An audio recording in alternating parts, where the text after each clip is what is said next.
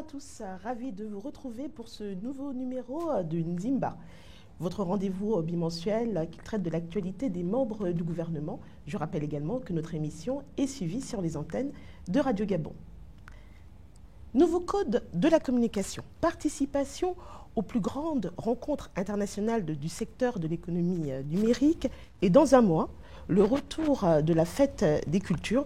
Vous l'avez compris, nous recevons sur notre plateau Alain-Claude Billié-Bidzé, ministre d'État, ministre de l'économie numérique, de la communication, de la culture, des arts et porte-parole du gouvernement. Bonsoir, monsieur le ministre. Bonsoir, madame.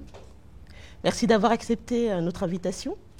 Pour développer toute cette question, je serai également accompagnée donc, de Prosper Tonda. Bonsoir, Prosper. Bonsoir, Patricia. Aimé Manix Monjo nous retrouvera en deuxième partie. Vous connaissez le principe de l'émission, il y aura une question-débat et vous serez en face à un des opérateurs du secteur de l'économie numérique, Charles Boukinda, de l'agence Digitech Africain. Avant donc de rentrer dans le vif du sujet, monsieur le ministre, je vais brièvement rappeler votre parcours. Alain-Claude Billié-Bidzé, vous avez 49 ans et demi. Et déjà une carrière politique bien remplie. Depuis octobre 2017, vous êtes ministre d'État chargé de l'économie numérique, de la communication, de la culture, fonction finalement que vous occupiez déjà lors du dernier gouvernement Onaondo.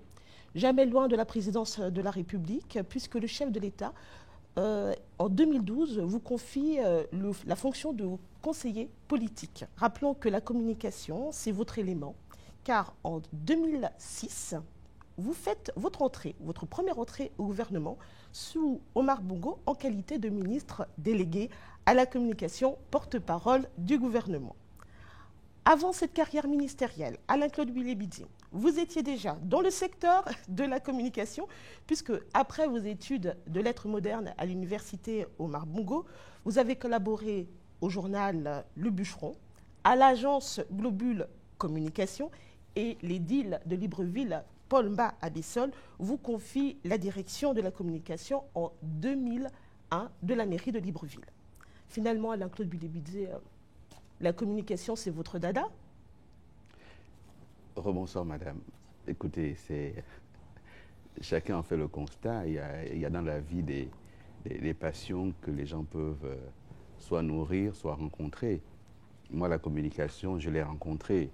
Je l'ai rencontré sur les bancs de l'université.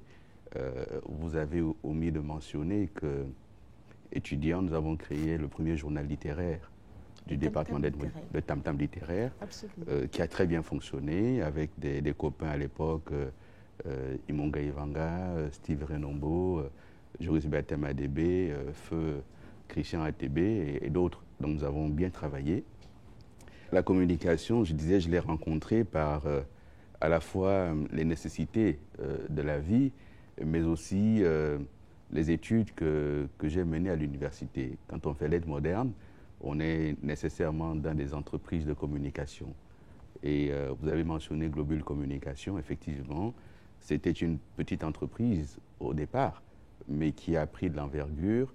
Et dans le cadre de Globule Communication, nous avons mis ensemble en place des journaux d'entreprise. On a travaillé notamment pour le groupe Sogafrique. Et nous avons mis en place un journal d'entreprise qui fonctionne encore aujourd'hui, qu'on appelait Ensemble. Donc voilà, je voulais le signifier, mais toutes les équipes qui m'accompagnent et le ministre délégué, nous sommes honorés de votre invitation. Nous espérons qu'à travers cette émission, nous parviendrons à éclairer les Gabonaises et les Gabonais sur les enjeux de votre département et son rôle dans le développement de notre pays. Alors, Alain-Claude Billié-Bidzé, sans plus attendre, je vous propose d'écouter l'avis de vos concitoyens à propos de vous et de votre département ministériel. Alain-Claude Billié-Bidzé, c'est le ministre d'État, c'est aussi le ministre de l'économie numérique, de la communication, de la culture et des arts. Je crois aussi qu'il est porte-parole du gouvernement. Le ministre Billié-Bidzé, pour moi, je pense que c'est quelqu'un qui fait très bien son travail. En effet, si j'étais un chef d'entreprise, j'aurais besoin de quelqu'un comme lui. Déjà, par le poste de porte-parole qu'il avait, il le faisait très bien.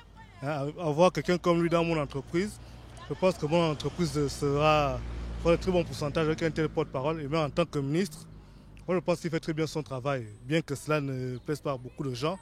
Là, c'est déjà des points de vue, je peux dire, politiques de tout un chacun. Hein. Mais il fait très bien son travail, il fait très bien ce pourquoi il a été placé là. C'est un ministre que, en tout cas, depuis qu'il a la communication, il travaille, il essaie de travailler. Il travaille, vraiment il travaille. Je sais que c'est une personnalité politique de la scène actuelle, notamment gabonaise. Je sais qu'il est originaire de la province de Goué-Ilindo. Donc moi aussi je suis quelque part originaire. Le fait de la culture est l'un des patrimoines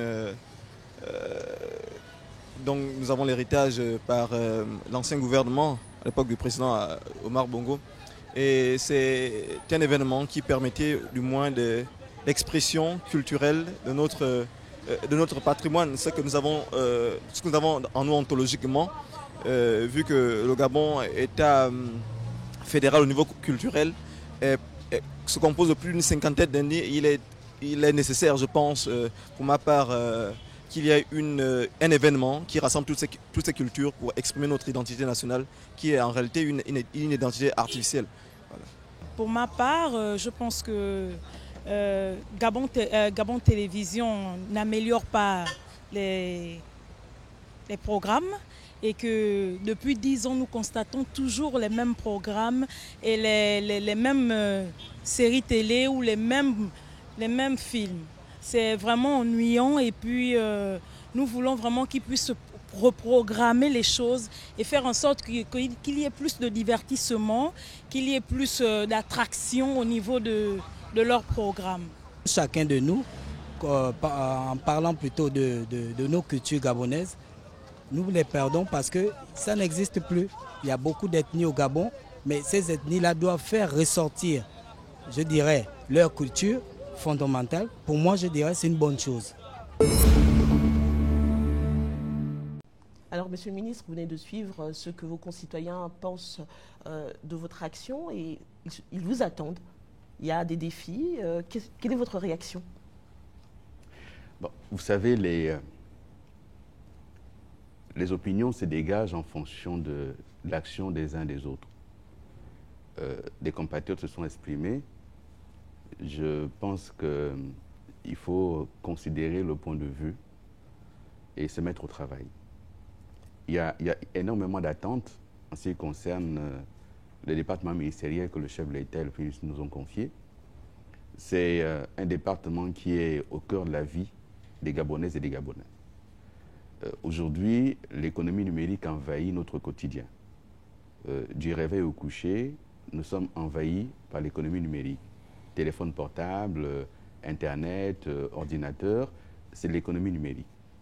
Nous sommes également au cœur de la question de la communication. Les Gabonaises et les Gabonais ont besoin d'informations. Ils veulent être informés sur l'actualité de leur pays, l'actualité dans la sous-région, l'actualité à l'international également. Et parce que nous n'arrivons pas à remplir cette offre et cette demande, ils s'informent auprès des autres diffuseurs que nous. Et il faut travailler à combler ce vide. Mais les Gabonaises et les Gabonais sont également désireux de rencontrer leur culture. Et là aussi, la culture, c'est un ciment social. La culture, c'est le quotidien des uns et des autres. La culture, nous en sommes producteurs actifs ou passifs, mais nous en sommes de toute façon consommateurs. Alors, si nous n'avons pas de production culturelle qui nous soit propre, malheureusement, la nature ayant horreur du vide, notre espace culturel va être envahi par des cultures venues d'ailleurs et qui ne sont pas nécessairement en phase avec les valeurs que nous voulons porter et que nous voulons proposer à la nation. Donc, c'est un département ministériel qui paraît vaste, mais en réalité, qui est totalement en phase avec les objectifs qui lui ont été assignés et encore une fois, qui est au cœur de la vie quotidienne des Gabonaises et des Gabonais. Pendant 90 minutes, Alain-Claude Bilébizé, vous allez avoir l'occasion de développer et également, nous allons aborder plusieurs thématiques. Et je propose donc déjà à Prosper Tonda d'aborder la thématique à propos de votre réforme et institution. Très rapidement, Patricia. Bonsoir, Monsieur le ministre d'État. Bonsoir. Nous allons parler des réformes qui ont été engagées dans le domaine de la communication. La RTG 1 et la RTG 2 ont rendu leur tablier, n'existent plus. elles ont été remplacées, disons, les structures ont fondu, elles ont été remplacées par Radio Gabon, Gabon Télévision, Télédiffusion du Gabon. Mais ce sont des structures, monsieur le ministre d'État, qui peinent à fonctionner, avec des subventions qui ne reflètent pas la physionomie de ce nouveau département qui est en train de prendre l'envergure, compte tenu de l'amélioration, de la qualité de l'offre que l'on voudrait proposer au grand public. Tout à l'heure, nous avons suivi la réaction de vos compatriotes. Monsieur le ministre, qu'est-ce qu'il en est de cette réforme? N'a-t-on pas mis la charrue avant les bœufs? Ou alors, la réforme se poursuit, ou elle ne se poursuit pas? Arrêtons la langue de bois. Disons le tout net. Qu'est-ce qui se passe? La première chose, monsieur, vous avez suivi l'élément que nous venons de regarder. Vous avez des compatriotes qui ne sont pas satisfaits de l'offre télévisuelle des médias publics. C'est un fait. Eux le disent, chacun le constate, et ce fait, il faut que ça change. Il faut améliorer l'offre télévisuelle en termes de contenus éditoriaux, mais également en termes de programmes de divertissement. Parce que dans la mission de service public qui est la nôtre, il s'agit, et vous le savez comme moi, d'informer, d'instruire et éventuellement de divertir. Donc, ces trois axes fondamentaux, il faut pouvoir les développer et parvenir, avec la réforme qui a été mise en place, à faire en sorte qu'effectivement, il y ait une offre télévisuelle en matière d'information, une offre télévisuelle en matière de divertissement, une offre télévisuelle en matière de culture, art, etc. Nous en parlerons. La réforme était une nécessité. Nous ne pouvions pas faire autrement que de passer par la réforme. Vous avez évoqué RTG 1, RTG 2, qui étaient les directions générales du ministère de l'Information déjà, et ensuite du ministère de la Communication. Direction générale attachée au secrétariat général du ministère. Il était devenu indispensable de faire en sorte que des entités autonomes soient créées. C'est le sens de la réforme qui a été mise en place, et je pense que d'avoir décidé cette réforme a été une très bonne chose. Mais ça fait déjà presque 10 ans. Absolument, mais vous savez... Et ça dure. Bien sûr, et mais ça peut encore prendre 5 ans, ça peut encore prendre 10 ans. Ce qui est essentiel, c'est de se dire la réforme était une nécessité. Il a donc fallu passer par les étapes, d'abord législatives et réglementaires. Ces étapes ayant été accomplies, nous sommes ensuite passés par la création, proprement dit, des entités. Ces entités sont aujourd'hui en fonctionnement, mais ne marchent pas encore comme l'aurions souhaité, parce qu'il manque 3 éléments fondamentaux. Le premier élément, c'est la ressource humaine, capable de porter la réforme.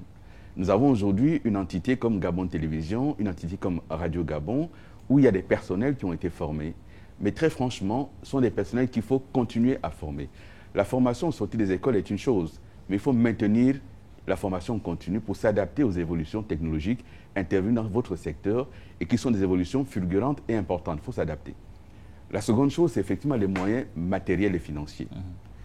La réforme ne s'est pas accompagnée des outils indispensables à ce que les entités se développent convenablement. En ce sens que, si je prends le budget pour comparer de Gabon Télévision, il y a à peine 3 ans, il était d'un peu plus d'1 milliard. 3 ans après, il aussi en dessous de 300 millions. Ça veut dire que nous n'avons pas donné à cet outil les ressources financières indispensables pour remplir ces missions de service public. Il faut donc y travailler. Et nous avons commencé à travailler, à trouver des solutions. C'est la faute du gouvernement. Le troisième élément qui manque... Vous reconnaissez au moins que c'est la faute du gouvernement. On va en discuter. De ne pas avoir donné les moyens. On va en discuter. Vous n'êtes pas procureur, vous êtes journaliste. Non, non, non. Bien. Je ne fais que des constats. Bien, on va en discuter. Le troisième élément qui manque, c'est effectivement un écosystème. L'écosystème que la réforme induisait signifie que la chaîne de télévision publique devient diffuseur et est responsable de ce qu'on va appeler les programmes d'information. Les autres programmes de divertissement doivent relever en réalité de production indépendante, de production autonome, parce qu'un écosystème doit être créé. Cet écosystème n'est pas encore créé, il faut le créer. Le gouvernement a pris conscience de cela. Et c'est pour cela que le gouvernement a autorisé que dans le cadre du nouveau code de la communication, il y ait la mise en place de cette redevance audiovisuelle, qui était attendue des communicateurs depuis des décennies. Depuis 30 ans. Bien. C'est maintenant quelque chose qui a été introduit dans le texte de loi. Nous avons travaillé avec les services du ministère du Budget et de l'Économie, et je tiens à remercier mes collègues ici qui ont fait diligence pour que de la parole à l'écrit et de l'écrit à l'acte, on parvienne effectivement à introduire cette redevance audiovisuelle qui va devenir une réalité grâce au chef de l'État. Oui, mais quand vous dites, monsieur le ministre d'État... On va aborder la redevance un peu plus tard. On va laisser puisque le ministre d'État a anticipé, on va y aller. Non, vous ne pourrez pas comprendre la réforme dans son ensemble si on n'aborde pas la question des ressources financières indispensables à la réforme. Et ces ressources financières, soit c'est le budget général de l'État qui les dégage, soit c'est d'autres ressources que l'État va chercher. Et les moyens financiers de l'État étant aujourd'hui contraints, l'État trouve d'autres mécanismes. Et la redevance est un des mécanismes trouvés par l'État pour pouvoir supporter la question de la réforme et la mise en place des outils indispensables à l'aboutissement de cette réforme. Maintenant, l'autre question que vous posez, et qui m'a été posée à plusieurs reprises par les syndicats et les partenaires sociaux, c'est la disparité qui existe entre les catégories de personnel, entre la direction générale et ses différents responsables et les autres agents. Et les agents de Gabon Télévision, comme ceux de Radio Gabon, nous disent « mais la réforme ne nous apporte rien » puisque d'un côté, on a la hiérarchie qui est rémunérée selon les décrets qui ont été pris en 2010, et on a le reste qui n'est pas du tout pris en compte. Là, on s'écarte un peu de la question. Ça fait partie de la réforme. Non, oui, c'est la réforme, mais on en parlera un peu plus tard. Très bien. Puisque là, il est question vraiment d'aborder le pan. Vous avez évoqué le pan de la redevance. Vous faites des questions, je fais les réponses, je vous subis. On suppose que la redevance, telle que vous avez décrit tout à l'heure, va résoudre le problème de financement. Est-ce que vous confirmez que cette redevance-là vient résoudre les problèmes de financement qui se posent à ces trois entités? Non, la redevance ne vient pas résoudre. La redevance est une partie de la solution. L'autre partie de la solution, lorsqu'on met en place des outils, on dit telle entité a une autonomie de fonction et une autonomie de gestion. Ça veut dire que l'entité doit être capable de générer ses propres ressources. Il faut donc lui en donner les outils et les moyens. La redevance est un des outils. Ensuite, dans la réflexion globale qui a été menée, il s'agit de faire en sorte que les entités disposent d'outils capables d'aller chercher les ressources financières à l'extérieur. Ça veut dire quoi? Ça veut dire qu'il faut des programmes attractifs. Ça veut dire qu'il faut qu'il y ait une direction commerciale plus agressive, mieux outillée, avec des personnels plus qualifiés pour aller rechercher des contrats et des partenariats avec des entreprises privées qui veulent faire de la publicité ou qui veulent avoir de la visibilité sur des antennes publiques.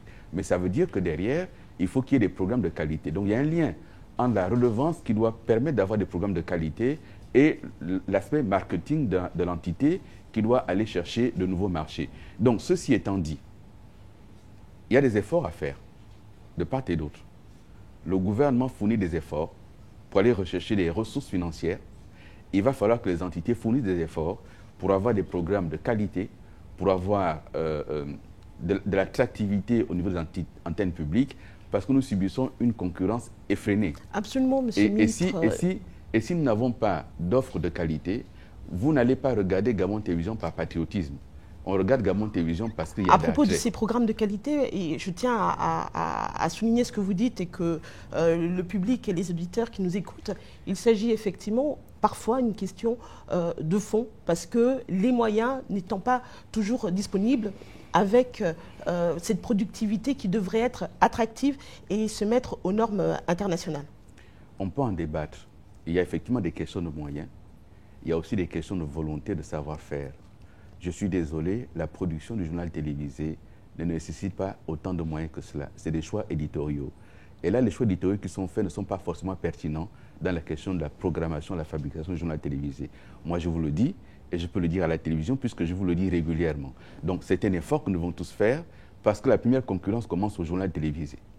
Et si on n'a pas un journal de qualité, que ce soit Gabon Télévision, la principale chaîne publique, ou Gabon 24, si on n'a pas de programme de qualité, malheureusement, le téléspectateur ira chercher l'information ailleurs. Juste au niveau de la fabrication, comment le journaliste fait-il, ou l'équipe de reportage fait-elle, pour aller couvrir un événement qui se trouve à Batouala, à Bakwaka, dans le Goïvindo, à Revoma, dans le Moyen-Ogooué, oui. À Mamidi, dans le Haut-Ogooué? Comment on fait pour aller là-bas? Oui, vous voyez, nous posons les vrais problèmes qui concernent notre pays. Et comme d'habitude, vous prenez l'exemple qui vous exonère. Avant l'information de Batouala, comment traite-t-il l'information de Libreville? Là, il n'y a pas besoin d'avoir un billet d'avion, il n'y a pas besoin d'avoir un billet de train sur Libreville. Comment traite-t-il l'information sur Libreville? Il faut avoir la voiture, le carburant, mais il faut aussi qu'on ait le papier. aujourd'hui, c'est presque la paupérisation du secteur. Vous êtes bien d'accord avec nous, monsieur le ministre d'État? Vous savez, ce que vous dites aurait pu être acceptable si des entités plus petites... Mais on le constate quand même au quotidien. Mais laissez-moi répondre. Oui. Si des entités plus petites que la vôtre, moins outillées que la vôtre, ne faisaient pas de meilleure qualité que vous. C'est ça le vrai problème. C'est qu'on a aujourd'hui sur la place de Libreville des entités moins bien outillées que vous, à la fois en termes de ressources humaines, de ressources financières, de ressources matérielles, et qui rendent un meilleur résultat que Gabon Télévision. Il faut s'interroger.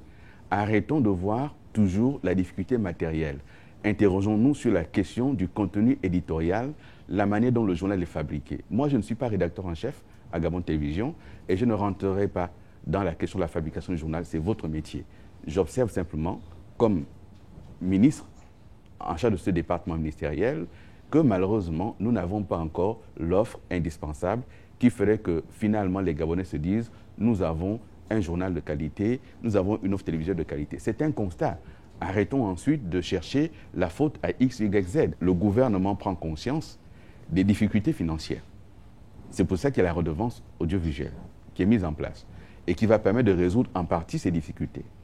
Le gouvernement prend conscience des difficultés en faisant en sorte que nous parvenions, et je l'avais proposé, à mettre en place une vraie direction commerciale.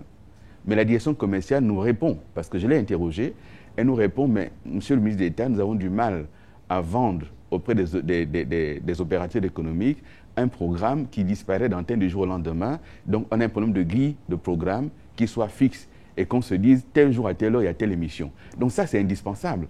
Et tous ensemble, nous trouver des solutions. On trouvera des solutions et le même problème, sinon avec beaucoup plus d'acuité, se pose également pour l'agence gabonaise de presse. Là, ce ne sont pas seulement des mauvais professionnels, mais là, c'est carrément, on va dire presque la honte du pays, une agence gabonaise, une agence de presse. On sait le rôle qu'elle joue en termes d'information locale, en termes d'information nationale. Et le même problème se pose également pour Africa numéro 1, qui a été le fleuron du Gabon, l'image du Gabon à l'international. Mieux, certains confrères africains pensaient que le Gabon avait inventé le journalisme. Monsieur le ministre, que dites-vous?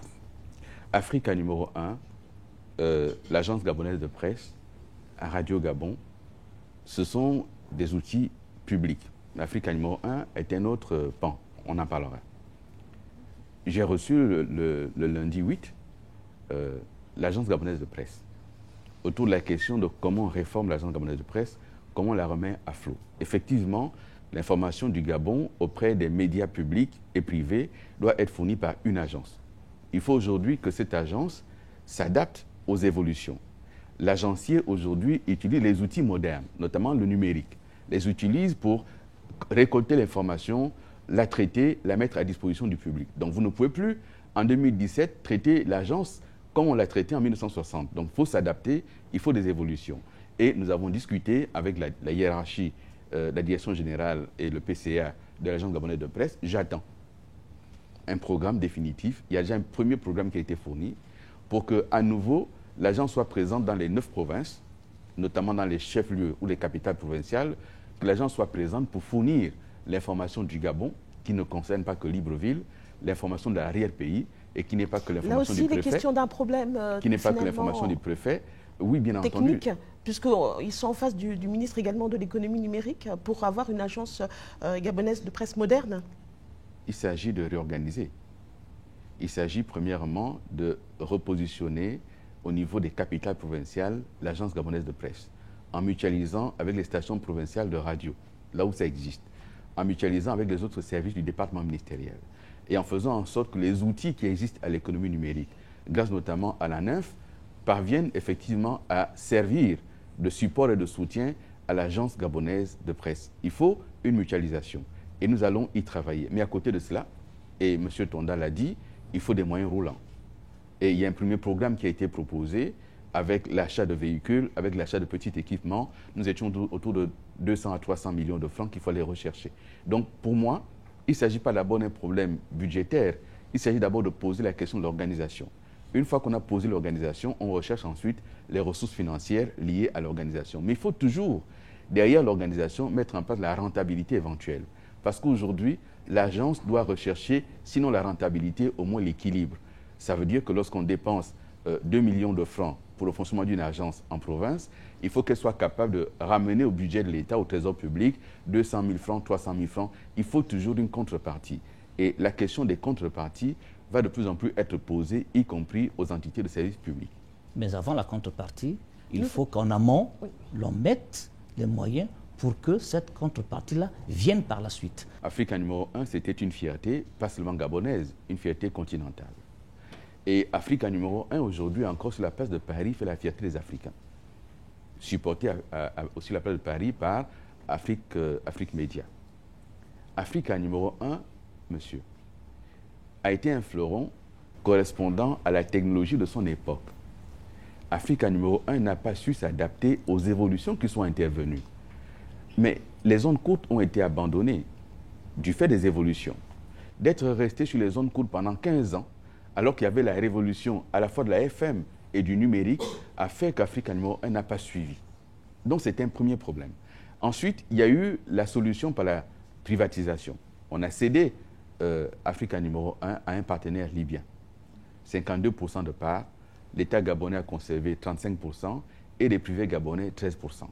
Aujourd'hui, le constat est fait que l'actionnaire libyen est défaillant. Le constat est fait qu'Africa numéro 1 est en déshérence. Mais le chef de l'État donne des instructions claires. Il faut faire en sorte qu'Africa numéro 1 soit restructurée. La restructuration qui a été engagée en 2011, il fallait 10 milliards de francs pour relancer Africa numéro 1. On n'a pas pu les mobiliser. Mais de 2011 à ce jour, c'est 11 milliards de francs qui ont été décaissés des caisses de l'État pour payer les salaires d'Africa numéro 1, pour payer le fonctionnement d'Africa numéro 1. À tel point qu'aujourd'hui, ce que l'État a mis à Africa numéro 1 est beaucoup plus important que la participation au capital d'Africa numéro 1 de la partie libyenne. Donc, j'ai demandé que soit tenu très rapidement un conseil d'administration pour régler, la question juridique du statut d'Africa numéro 1. Il faut régler ce problème avant d'entamer la suite d'Africa numéro 1. Donc, voici la situation qui est celle d'Africa numéro 1 aujourd'hui. Et je ne parle pas de Moyabi, qui est à l'abandon du fait de la vétusté des équipements. Ça veut dire tout simplement que le Gabon n'a pas anticipé sur l'évolution technologique. Et on va le voir avec l'économie numérique qu'on est toujours dans la même option. Je suis désolé, sur l'économie numérique, le Gabon est en avance. On verra. Nous allons pouvoir aborder également une question d'actualité. Il s'agit du code de la communication. On se retrouve après ce focus. Tournons les pages du journal officiel numéro 317 bis du 22 septembre 2016 et relevons quelques points saillants de ce code de la communication. Les activités de communication sont libres, sous réserve du respect de l'ordre public. Toutes les entreprises doivent être constituées en sociétés de droit gabonais ou groupes d'intérêt. Toute censure en dehors des cas prévus par la loi constitue une violation des droits de l'homme. Délai de 48 heures pour les droits de réponse, ramené à 12 en période électorale.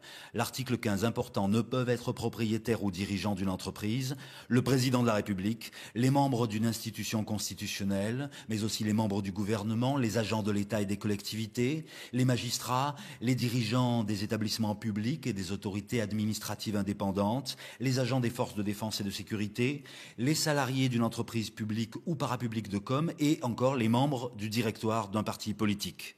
Article 16. Toute personne jouissant d'une immunité de juridiction ou résidant hors du Gabon ne peut assurer les fonctions de directeur de publication, de producteur, de diffuseur ou d'auteur de manière régulière.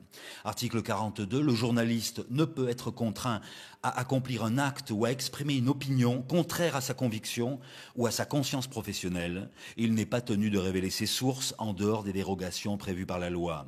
Article 45, le pseudonyme a un seul pseudo autorisé et il doit être déposé auprès de l'autorité de régulation. Tiens, voilà encore du nouveau 54. Le professionnel de la communication numérique est soumis aux mêmes obligations que le journaliste, mais il doit veiller en plus à se conformer à la loi sur la protection des données à caractère personnel. Important articles 167 et 168 qui touchent au financement, la création d'un fonds d'aide et de soutien et la mise en place d'une redevance audiovisuelle et cinématographique due par les opérateurs du secteur et par toute personne physique disposant d'un terminal numérique. La responsabilité enfin, l'éditeur, l'imprimeur, le producteur, le distributeur, l'hébergeur ou le diffuseur sont solidairement responsables des délits commis en matière de communication. Les sanctions, elles sont administratives, suspension de parution, etc., mais aussi pécuniaires de 500 000 francs à 10 millions. Alain-Claude Bilébizé, ce nouveau code de la communication, de nombreux articles, une nouvelle réforme, qu'est-ce que ça représente? D'abord, ce code de la communication était une nécessité. C'était une demande des professionnels, à la fois du secteur, mais également une demande des autorités publiques. C'était donc une nécessité. Ensuite, c'est un code qui, de notre point de vue, représente d'importantes avancées. C'est un code qui réaffirme les grands principes du journalisme. L'interdiction de la censure. Donc au Gabon, la censure est interdite, sous quelque forme que ce soit. La protection des sources. Aucun journaliste n'est tenu de révéler ses sources, sauf dans des cas prévus par la loi. Et la loi précise les cas dans lesquels le journaliste peut être amené à divulguer ses sources. Le droit à l'information. Le journaliste, dès lors qu'il est porteur d'une carte de presse, et là, dans le code, on confirme la Commission nationale de la carte de presse. Donc, dès l'instant où un journaliste est porteur d'une carte de presse délivrée en bonne et due forme, il a le droit d'avoir accès à l'information parce que le droit à l'information est un droit de l'homme, c'est un droit constitutionnel. Donc, cela réaffirme les grands principes. Le droit de réserver, de garder ses sources. Cela confirme les grands principes du journalisme. En même temps, c'est un code qui fait un grand pas par la question de la dépénalisation, qui fait d'ailleurs débat, puisque j'ai des collègues membres du gouvernement, j'ai des magistrats que je rencontre, des avocats, qui me disent nous sommes allés trop loin, il ne fallait pas dépénaliser, mais le chef de l'État a tenu à ce que ce soit dépénalisé et c'est acté, c'est fait. Et ensuite, on rappelle un certain nombre d'incompatibilités qui me semblent logiques et que le législateur a tenu à réaffirmer dans le code de la communication. Il est interdit au chef de l'État d'être propriétaire d'un organe de communication, aux membres du gouvernement, aux membres des institutions. Cela me paraît tout à fait indispensable. Bon, ensuite, si vous voulez, il y a les grands principes universels qui sont rappelés, et puis il y a la question de la résolution de certaines difficultés liées notamment au financement de l'activité, d'où le fonds d'aide et en même temps la redevance. Donc voilà, schématisé de mon point de vue, ce code de la communication. Est-ce que vous êtes sur la même longueur d'onde que le Conseil national de la communication? Le code actuel a d'abord été adopté sous forme d'ordonnance. L'ordonnance n'a pas été ensuite ratifiée au Parlement, nous sommes repartis. Nous avons recueilli les avis des uns et des autres et nous avons refait le circuit d'adoption. Aujourd'hui, dans la question de l'élaboration des décrets d'application, une dizaine de décrets sont en cours de finalisation et le CNC a désigné un responsable qui travaille avec les équipes du ministère pour l'élaboration des décrets d'application. Nous travaillons en parfaite harmonie sur le sujet, même si j'ai pu observer quelques dissonances de la part de quelques conseillers membres qui se sont répandus dans la presse, mais voyez-vous, on ne refait pas le monde. Oui, mais il y a quand même quelque chose, il y a quelques articles dans ce code qui posent quand même matière à interrogation. Nous prenons l'article 40, est journaliste toute personne qui fait de la collecte, du traitement et de la diffusion. Monsieur le ministre, cette définition peut paraître dangereuse, parce que tous ceux qui travaillent à l'hôpital général ne sont pas tous des médecins. Vous avez mal lu le code. Ah, nous avons mal lu, oui. Mais pourtant, il est bien là. C'est vrai qu'on le... Oui. Oui, allez-y. Oui. Ensuite, vous avez l'article 44. Qui dit quoi? Alors, l'article 44, là, je vais vous le lire. Il fait mention de ce que tout journaliste est personnellement responsable de ses écrits. Revenons d'abord à la définition de ce qu'est le journaliste. Le code de la communication définit d'abord le journaliste. Il vous dit comment on accède au métier de journaliste, à la profession. Oui, ça c'est l'accès. Mais la définition de savoir qui est journaliste, ça pose problème. Attendez, on accède à cette profession en étant passé par une école reconnue par l'État, être diplômé d'une école. C'est écrit noir sur blanc. Monsieur le ministre, ça c'est l'accès. Mais là, on parle de celui qui est journaliste. Qui est journaliste? Monsieur, vous me posez une question et permettez que j'éclaire l'opinion. Bien. Parce que comme vous avez la latitude, vous, de vous exprimer dans les micros, pas forcément en face de moi, donc j'entends dire tout et n'importe quoi. Pour une fois que je suis devant vous, permettez que j'apporte de l'éclairage. On définit, si nous posons des questions, ce qu'est un journaliste. Le journaliste est celui qui a été formé dans une école reconnue par l'État. Oui. C'est écrit noir sur blanc dans le code de la communication. Mais légiférer, c'est aussi prendre en compte l'existant. L'existant, c'est aussi que beaucoup accèdent à ce métier par le talent. Beaucoup accèdent à ce métier par la pratique. Et la pratique existe, elle est reconnue dans tous nos textes, dans notre pays. Donc, pour prendre en compte ce qui est dans la pratique, nous avons dit, est journaliste celui qui exerce ce métier, qui collecte l'information, qui traite l'information, qui la livre. Mais attention, pour être reconnu comme tel, il faut avoir passé, pour certains cas, 3 ans, pour d'autres 5 ans, dans une salle de rédaction où il existe des journalistes professionnels. Et on n'invente rien dans ce domaine. Mais c'est cette phrase-là, monsieur le ministre d'État. Lisez tous les autres codes. Lisez tous les autres codes de par le monde. C'est la pratique dans ce domaine.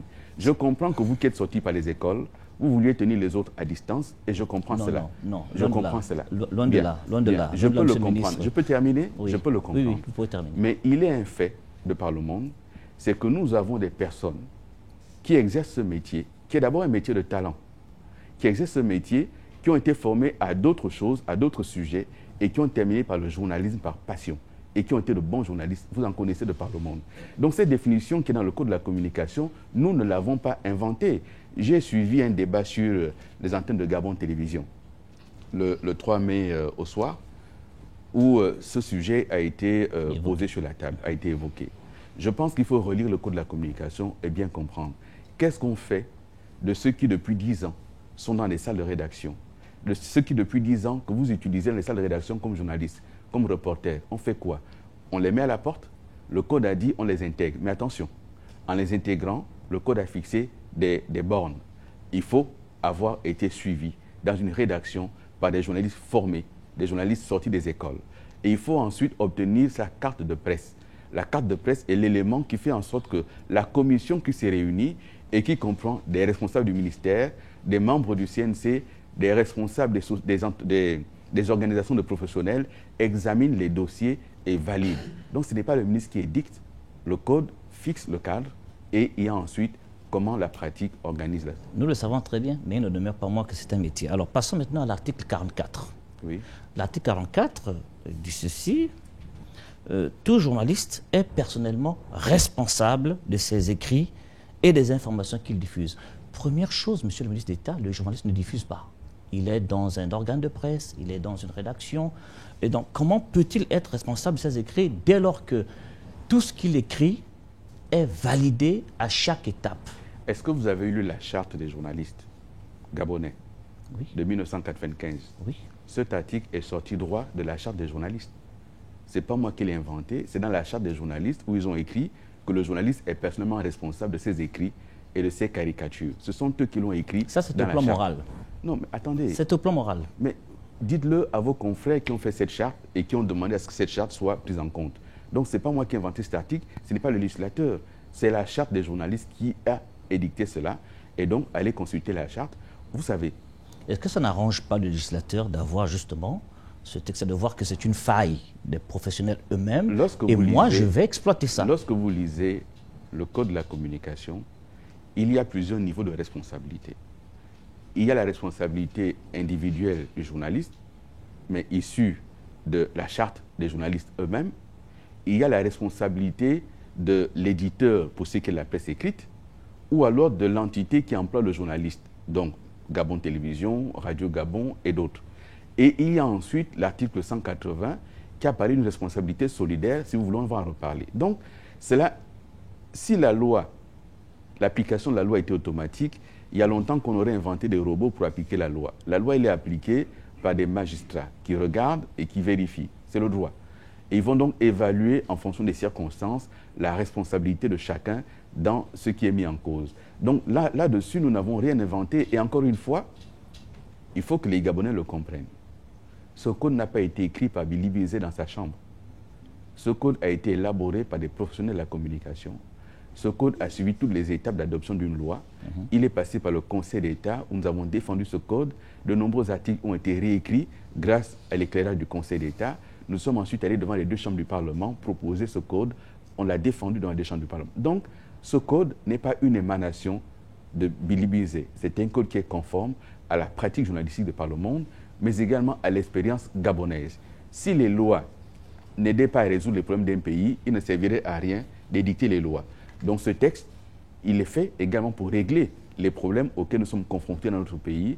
Et voilà pourquoi il a été adopté par le Parlement. Il est temps, monsieur, de parler également du secteur de l'économie numérique. Je vous propose de suivre ce reportage et de voir tout ce qui se passe.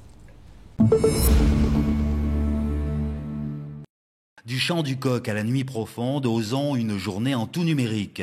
Équipement de base, un smartphone ou une tablette connectée et pour ne pas trop se ruiner, un petit forfait 100 mégas à 1000 francs de chez Gabon Télécom. Au premier café, surfons sur les infos en ligne. Quelques pages vite lues et hop au travail. On sait que les parents suivent les bulletins de notes sur Scientia et pour le CV qu'on enverra via Job Gabon, il vaut mieux qu'il soit bon. On bosse dur pour s'inscrire dans l'avenir en profitant des conseils et des avantages de la plateforme gabonaise d'orientation ELAM. Scientia, ELAM, 2 services numériques gabonais présentés récemment par le ministère au Salon des technologies de Tunis. Bon, il faut faire quelques courses rapides en utilisant aussi là un des multiples outils de paiement disponibles et déjà, pourquoi pas, la plateforme transactionnelle Made in chez nous, e-billing pour régler en ligne.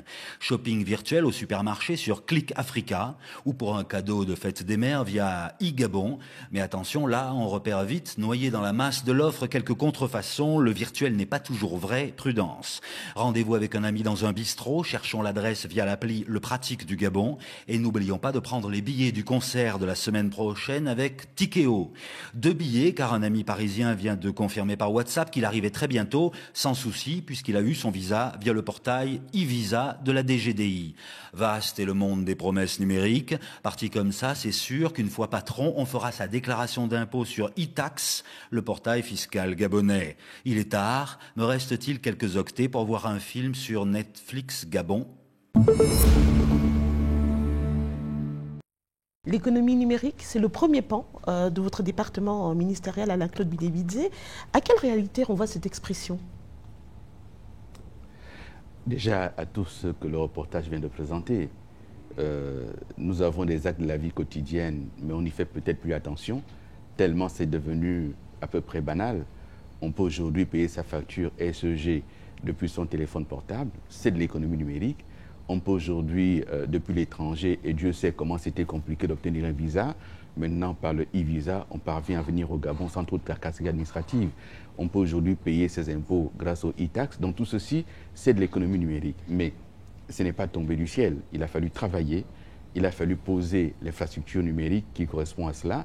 Et donc c'est tout un environnement, on parlait plus haut d'écosystème, qu'il a fallu mettre en place. Donc l'économie numérique, c'est une réalité aujourd'hui au Gabon, mais c'est une réalité qu'il faut promouvoir davantage parce qu'on a un challenge là-dessus. Le chef de l'État et le Premier ministre ont demandé à ce que la part contributive du numérique à la richesse nationale soit multipliée par 2 d'ici à 2025. C'est aujourd'hui 5% du PIB. L'objectif est de passer à minimum 10% dans les 5-6 prochaines années. Donc il y a de vrais enjeux autour du numérique. Il y a un vrai potentiel en termes de création d'emplois et de richesse. Et c'est un potentiel qui reste aujourd'hui encore mal connu, mal exploré. Revenons un peu en arrière pour parler du passage des médias gabonais de l'analogie au numérique. L'UIT, l'Union internationale des télécommunications, Monsieur le ministre, avait donné un délai. Ce délai sera-t-il tenu lorsqu'on sait que depuis 2006, le Gabon avait entamé des négociations avec cet organisme? Où est-ce que nous en sommes? Il se trouve qu'en 2006, j'étais jeune ministre délégué à la communication. Ma première mission a été de me rendre à Doha au Qatar où on avait parlé de cette question du passage de l'analogique au numérique. Mais ça fait des années déjà qu'on en parlait et puis Doha a fixé des délais. Bien. Où est-ce que nous en sommes? D'abord, les chaînes publiques se sont adaptées. Elles sont passées de l'analogique au numérique maintenant. Elles se sont adaptées. Il faut maintenant que l'ensemble du pays soit contraint d'y parvenir, d'où la question de la TNT, qui est l'élément qui avait été arrêté par l'IUT pour pouvoir passer au numérique et au tout numérique au niveau de la diffusion des radios, des télévisions. L'État gabonais a recherché un partenariat avec un opérateur. Une convention, un contrat commercial a été signé. Lorsque nous sommes arrivés au ministère de la Communication en septembre 2015, c'est un dossier qui a été suivi par mon collègue de l'économie numérique. Mais ça fait quelques années déjà que ce dossier était porté par l'économie numérique, puisque c'est l'économie numérique qui porte la mission communication. Le contrat commercial a été signé avec un opérateur chinois, StarTimes, voilà, vous le savez.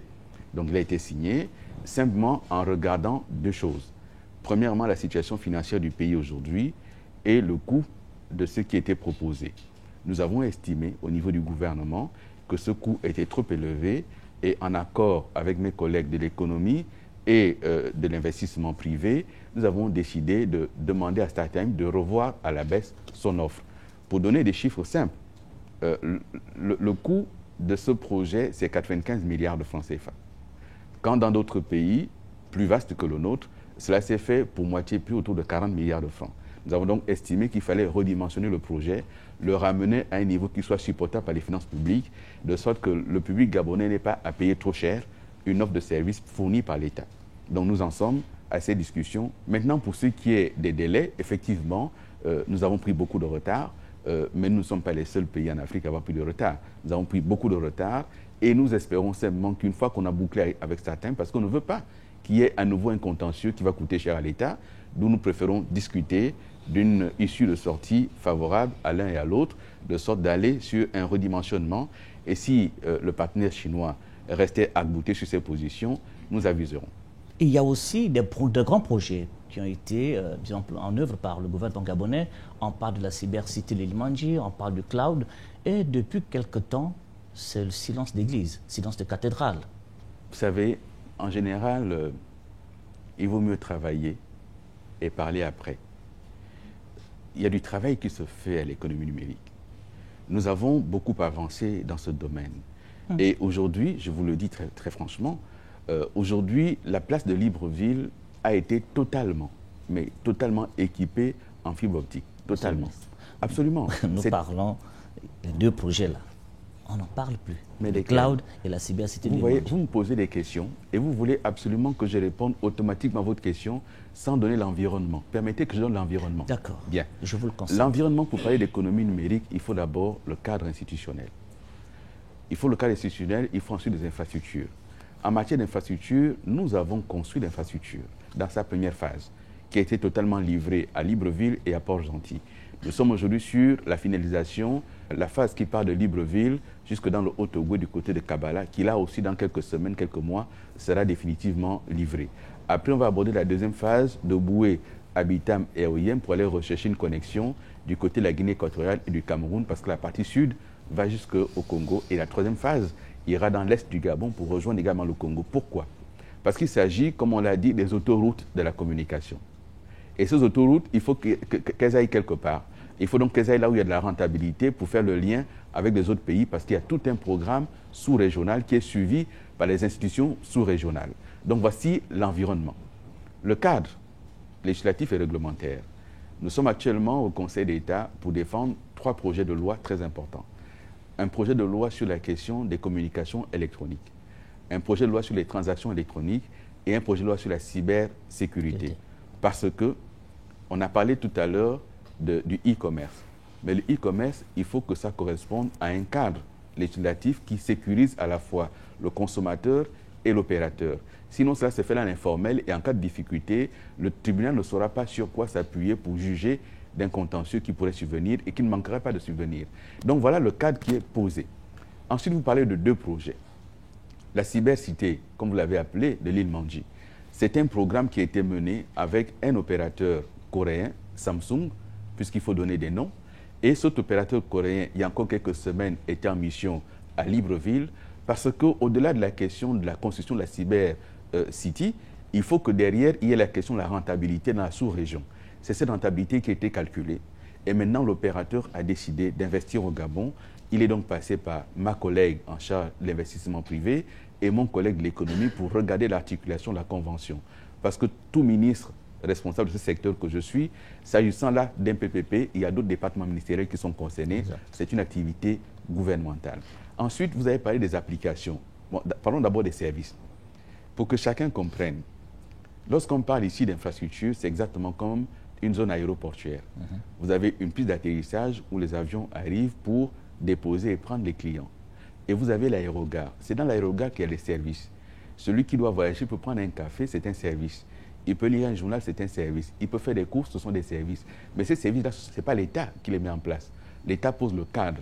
Et ensuite, il y a des opportunités pour que chacun se greffe à un écosystème. Et cet écosystème est désormais en place. Et de plus en plus, on a des startups qui s'organisent pour offrir des services.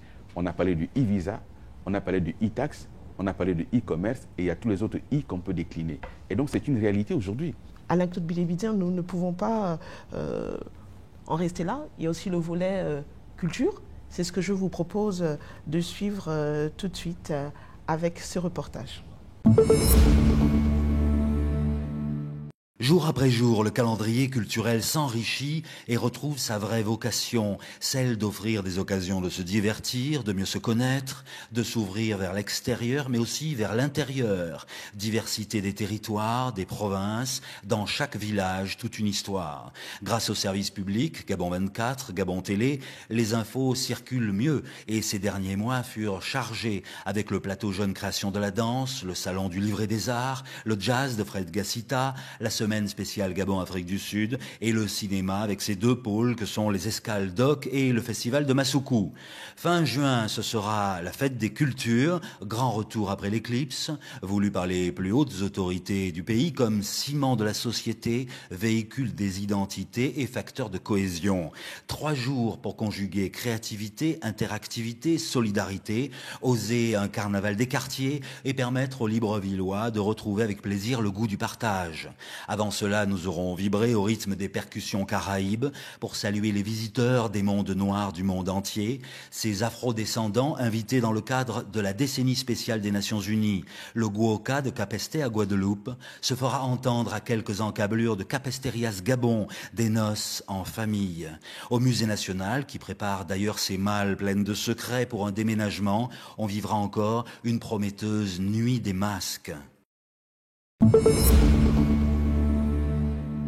Alain-Claude Bilébidze, la semaine dernière, vous avez présenté l'agenda culturel de votre département qui ambitionne donc d'organiser des événements d'envergure. Dans quelques semaines, ce sera la fête des cultures.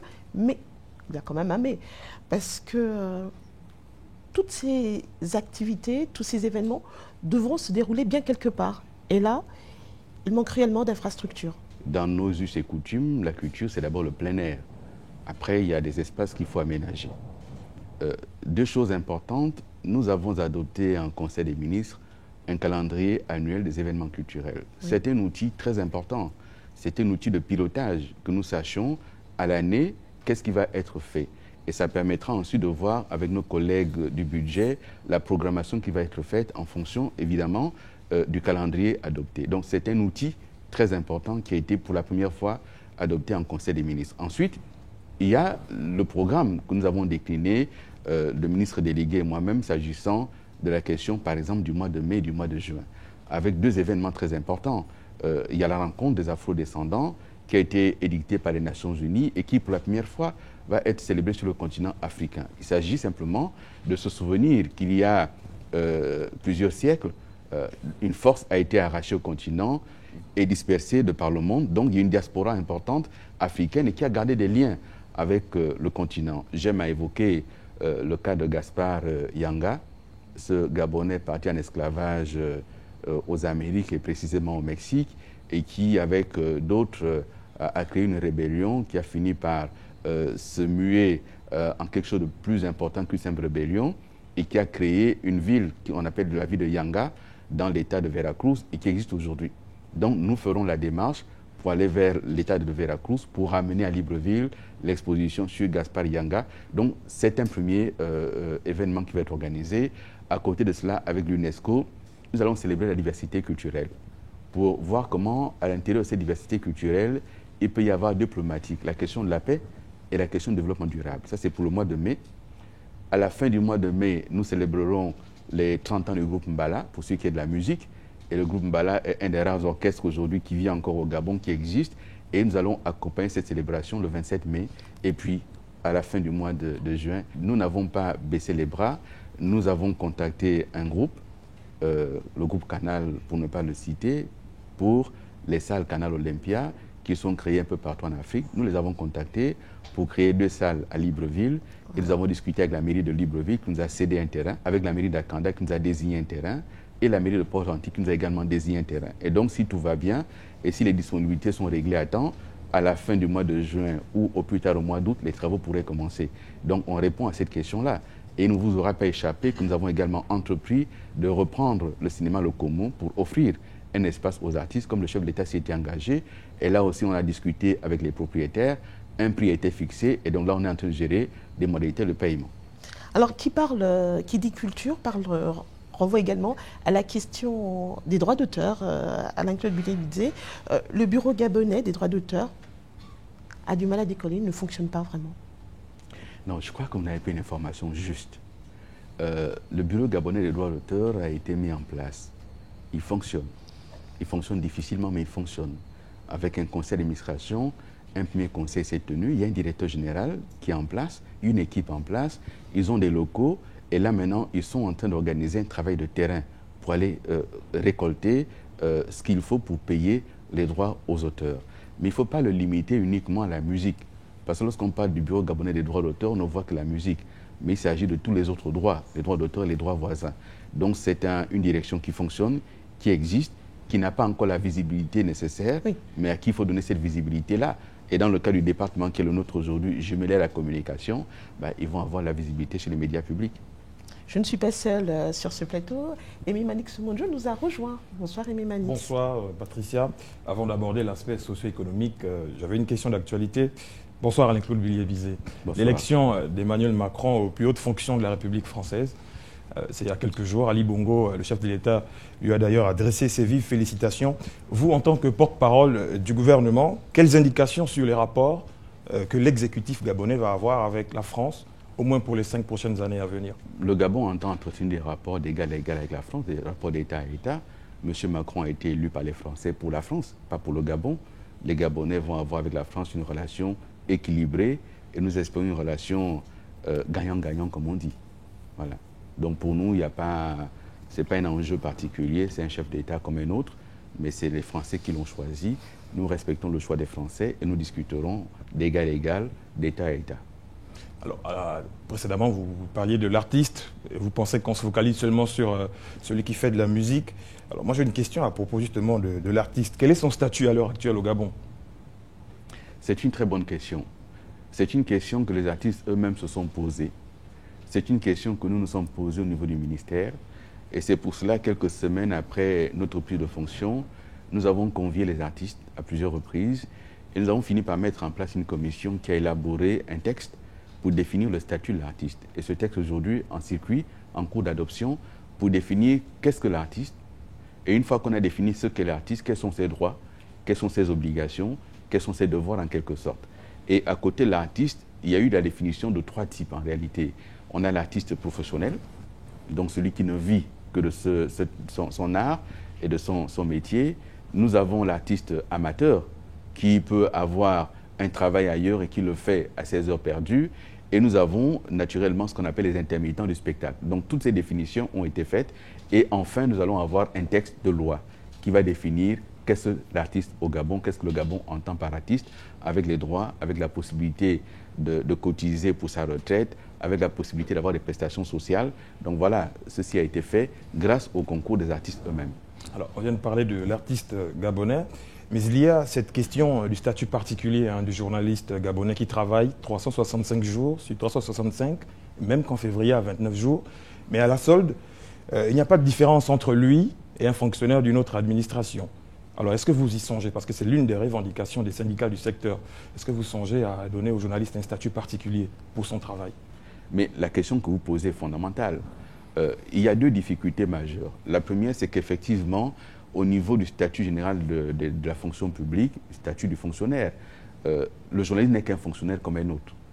Il n'a pas un fonctionnement particulier, il n'a pas une rémunération particulière. Ce qui fait en fait que son statut n'est pas bien pris en compte. C'est pour cela que la réforme a voulu faire en sorte qu'il y ait d'un côté les fonctionnaires, de l'autre côté les agents sous statut privé. Et qui permettrait, lorsque Gabon Télévision ou Radio Gabon disposerait de ressources financières suffisantes, d'avoir des compléments de rémunération en interne.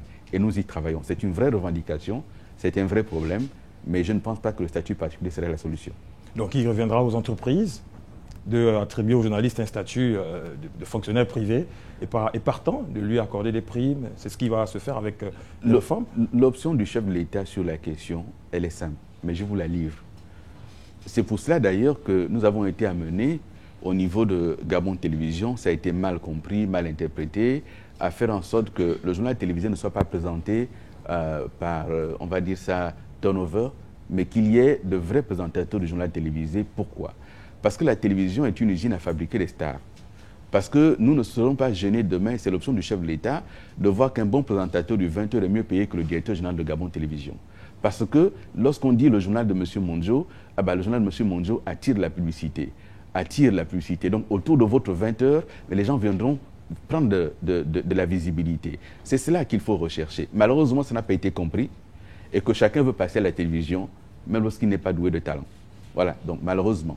Monsieur le ministre d'État, je suis toujours présentateur du journal de 20h à Gabon Télévision, donc on peut croire que je vais attirer les annonceurs, pourquoi pas? Mais ça, c'est l'annonceur qui décide en fonction de vos talents. Ce n'est pas un décret. Cela fait 5 ans que le concours de la communication en partenariat avec la NBG, l'Agence nationale des bourses du Gabon, et les grandes écoles étrangères n'est plus organisé. Alors, il y a donc une question. Est-ce que cela voudrait-il dire que le Gabon a comblé la demande de journalistes, techniciens, producteurs?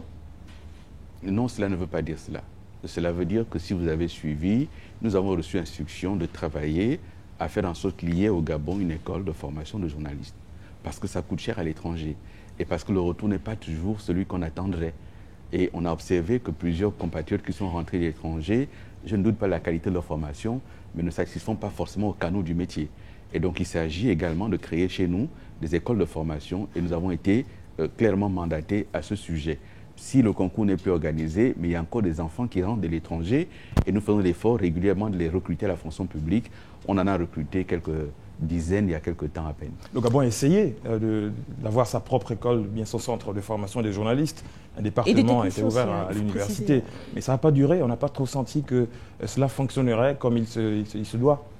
Une fois que ce département a été ouvert, les médias qui sont censés recruter ceux qui sortent ont eux-mêmes contesté la formation qui a été donnée.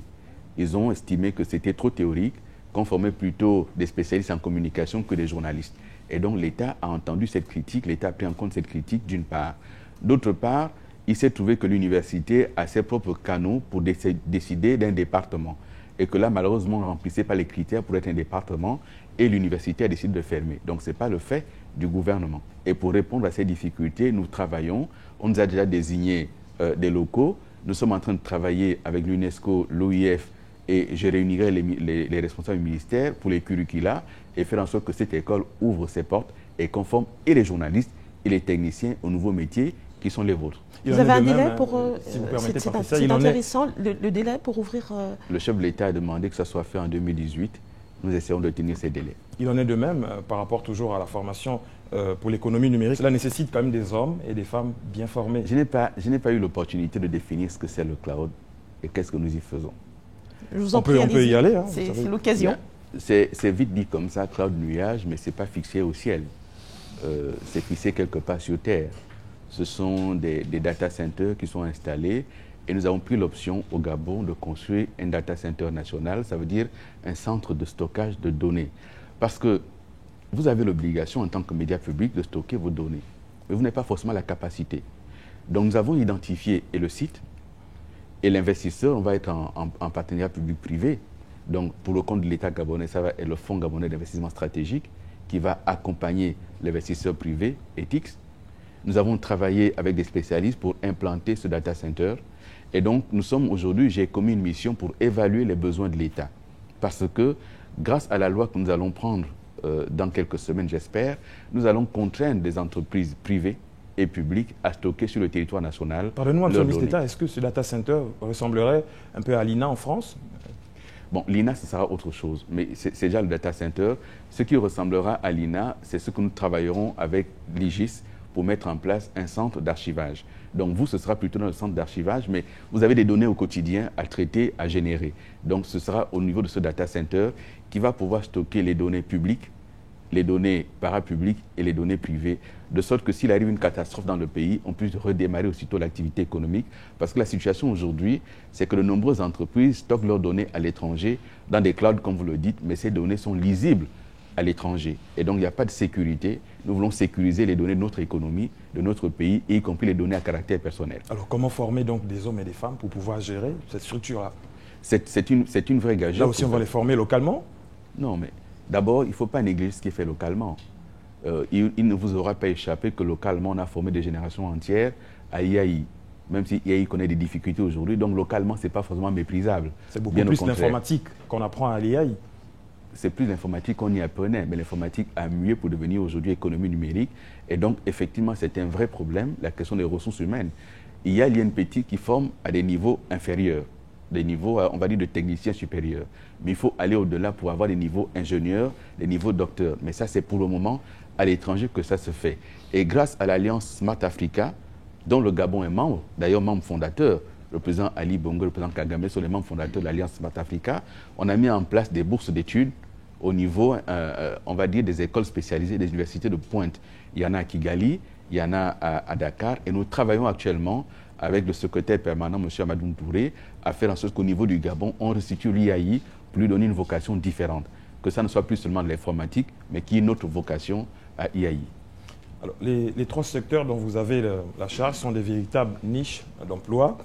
On parle aujourd'hui de l'industrie culturelle, de l'industrie de la communication, l'industrie de l'économie numérique, tout à l'heure nous en parlions. Mais quelle est la stratégie que l'État a mis en place pour créer et garantir l'emploi dans toutes ces industries-là, du moins ces 3 industries? Si vous voulez, je peux vous prendre un exemple pour illustrer. Vous imaginez l'industrie culturelle, création de musées aux normes internationales, cela voudrait dire qu'il y a de l'emploi. Et pour ça, il faut former des gens.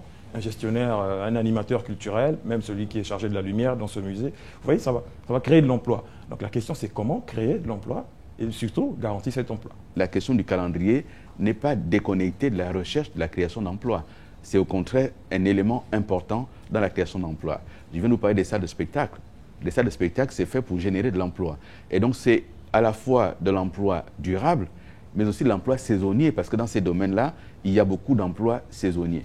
Lorsqu'on va relancer la fête des cultures, et qu'on met en place le carnaval, la fête des cultures, et que nous allons le faire chaque année, c'est un emploi qui va être généré autour de la question des intermittents, des opérateurs, de la sécurité, des secouristes. Donc, derrière un événement culturel, il y a de l'emploi. À côté de cela, dans la réforme qui a été menée avant mon arrivée au département ministériel de la culture, on a mis en place 3 grandes directions générales, dont une direction générale des industries culturelles, dont le métier justement est de créer l'écosystème pour créer de l'emploi. Mais encore une fois, se posera ici la question de la formation. Nous sommes en train de structurer l'ENAM avec le directeur général de l'ENAM, parce que c'est l'école qui est amenée à former dans ces différents métiers de la scène et du spectacle, y compris les métiers de l'art et de l'artisanat. Donc l'ENAM aujourd'hui ne répond plus tellement à ces critères et à ces préoccupations du gouvernement. Nous sommes en train de restructurer l'ENAM pour lui donner de la vigueur. Mais les missions que nous faisons à l'étranger, ce n'est pas pour aller se promener, c'est pour aller nous inspirer de ce qui s'y fait. Et nous sommes allés au Maroc et nous préparons une autre mission au Maroc des techniciens cette fois-ci pour voir comment est-ce que nous pouvons nous inspirer du cas marocain pour avoir une vraie industrie culturelle au Gabon. Mais ça va être fait avec la cinématographie notamment. Là, on parle de la culture en tant qu'expression scénique, mais il y a tout ce qui est cinématographie. Il y a même votre propre secteur d'activité, la production audiovisuelle qui va générer de l'emploi. J'étais en train d'indiquer qu'il fallait tout l'écosystème autour de la réforme pour permettre de créer cet emploi, sinon permanent, du moins saisonnier. Donc on doit comprendre par là, on doit comprendre, si vous permettez, par là, que le Gabon va avoir de grands événements culturels d'ici là. Il y a un calendrier, Mimani Semoudjo. À l'exemple du festival de Marrakech, le festival d'Angoulême de la bande dessinée, le festival de Cannes, ça devrait arriver d'ici là pour pouvoir donner de l'emploi. Je pense que si nous avions maintenu l'élan de la fête des cultures et fixé la fête des cultures à Libreville, il y a longtemps que Libreville serait devenue une destination s'agissant de la fête des cultures. Nous nous sommes trompés en voulant faire de la fête des cultures une fête tournante à l'intérieur du pays. Chaque grande ville du Gabon doit avoir son rendez-vous culturel, son rendez-vous des événements qui feront que quand c'est France-Ville, vous vous déplacez. Là, nous avons 2 projets importants. Nous voulons organiser au niveau du Haut-Ogoué un forum régional pour ce qui est du Ndjobi et des danses associées. Et nous organiserons dans le Nord également une rencontre pour ce qui est du VET et des éléments associés. Vous savez que le plateau Batéké va jusqu'à Kinshasa et que les danses culturelles Téké vont jusqu'à Kinshasa. Et donc, il s'agirait de voir comment est-ce que le Gabon peut se positionner comme centre à ce niveau-là, mais pas à Libreville. Et donc, ceux qui veulent regarder ces éléments iront à Franceville. Vous avez donc les transporteurs qui vont gagner de l'argent, les hôteliers qui vont gagner de l'argent, les restaurateurs autour d'un événement culturel. C'est comme cela que cela doit se passer. Tout ne peut pas se concentrer à Libreville. Nous allons aborder le volet cinématographique. Oui, merci Patricia. Directement comme ça, Monsieur le ministre d'État, quelle est votre vision du cinéma gabonais? la cinématographie au Gabon a connu des heures de gloire. Et il y a eu ensuite des difficultés liées à un manque de suivi, à des sous-financements, à une bureaucratie qui s'est installée. Si nous voulons redémarrer avec la cinématographie, il faut distinguer l'organisation en termes de bureaucratie, donc de gestion de la question de la cinématographie, des producteurs eux-mêmes, des réalisateurs. Donc il faut les organiser. C'est ce que nous avons commencé à faire lorsqu'on a tenté de lancer le Kifilma. Bien. Et les artistes eux-mêmes nous ont dit qu'ils ne peuvent pas tenir le rythme d'une édition chaque année. Il faut donc donner le temps de la production pour avoir une édition tous les 2 ans. Et nous y sommes. Il faut parvenir ensuite à financer.